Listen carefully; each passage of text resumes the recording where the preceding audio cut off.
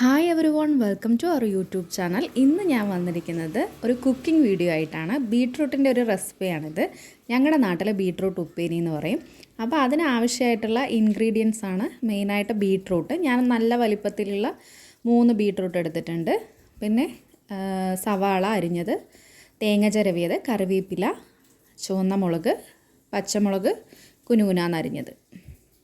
ഇതിൽ സവാളൻ്റെ പകരം കുഞ്ഞുള്ളി അല്ലെങ്കിൽ ചെറിയുള്ളി ഒരു 5-6 എടുത്തിട്ട് അരിഞ്ഞിട്ടാലും നല്ല മണവും നല്ല ടേസ്റ്റും ആയിരിക്കും. സവാള എളുപ്പത്തിന് വേണ്ടിയിട്ട് ഞാൻ ഒരു സവാളൻ്റെ പകുതി എടുത്ത് അരിഞ്ഞതാണ്. അപ്പോൾ ഇത്രയും ഇൻഗ്രീഡിയൻസ് ആണ് ഈ ബീട്രൂട്ട് ഉപ്പേരിക്ക് ആവശ്യം. അപ്പോൾ നമ്മൾ പാത്രം വെച്ചു. പാത്രം നന്നായി ചൂടായതിന് ശേഷം അതിൽ വെളിച്ചെണ്ണ ഒഴിച്ചു. അതിൽ പിന്നെ കുറച്ച് മീഡിയം ഫ്ലെയിമിലാണ് വെച്ചിരിക്കുന്നത്. കടുകിട്ടു, പിന്നെ കറിവേപ്പില,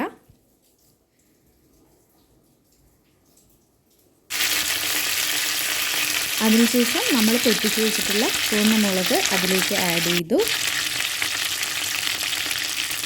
ദെൻ നമ്മൾ അരിഞ്ഞു വെച്ചിട്ടുള്ള സവാള, കുനുകുനാന്ന് അരിഞ്ഞു വെച്ചിട്ടുള്ള സവാള ആഡ് ചെയ്തു.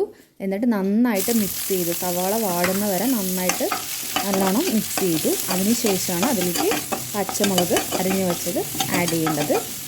എന്നിട്ട് നന്നായിട്ട് മിക്സ് ചെയ്യണം. ഞാൻ വീഡിയോ എടുക്കുന്നതുകൊണ്ട് അങ്ങനെ മിക്സ് ചെയ്യുന്ന വീഡിയോ അധികം എടുത്തിട്ടില്ല. പച്ചമുളകും ആഡ് ചെയ്തിട്ട് നന്നായിട്ട് മിക്സ് ചെയ്യണം. അതിനുശേഷം ഏറ്റവും ലാസ്റ്റാണ് തേങ്ങ ചിരവി വെച്ചത് നമ്മൾ അതിലേക്ക് ആഡ് ചെയ്യുന്നത്.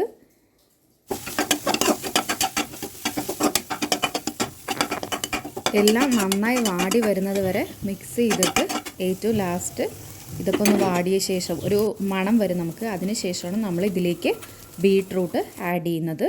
കുറച്ച് കുറച്ചായിട്ട് അതിലേക്ക് ഇട്ട് കൊടുക്കുക.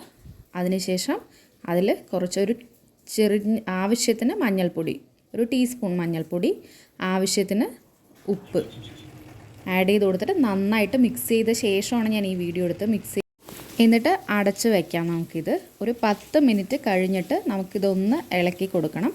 കാരണം നമ്മൾ വെള്ളം ഒന്നും ആഡ് ചെയ്യാത്ത കാരണം ചിലപ്പോൾ ഇങ്ങനെ കരിഞ്ഞു പോകാൻ സാധ്യതയുണ്ട്. അപ്പോൾ നമ്മളൊരു 10 മിനിറ്റ് കഴിഞ്ഞ് ഒന്ന് ഇളക്കി കൊടുക്കണം. ഇതിലെ ഒരു ആവിയിൽ തന്നെയാണ് ബീട്രൂട്ട് വേവുന്നത്. അപ്പോൾ അതങ്ങനെ ഇതാവും. എന്നിട്ട് വീണ്ടും നമ്മളതുപോലെ അടച്ച് വയ്ക്കുക. ഒരു 15 to 20 മിനിറ്റിൽ തന്നെ ബീട്രൂട്ട് ഉപ്പേരി റെഡിയാവും. അവസാനം ഫൈനൽ ഇങ്ങനെയാണ് വരിക. നല്ല ടേസ്റ്റ് ഉണ്ടാവും. അപ്പോൾ ചാനൽ ഇഷ്ടമായവരൊക്കെ ഒന്ന് ഫോളോ ചെയ്യുക, ലൈക്ക് ചെയ്യുക, ഷെയർ ചെയ്യുക, കമൻറ്റ് ചെയ്യുക. Thank you. ഇന്ന് ഇത്രയേ ഉള്ളൂ. ബൈ.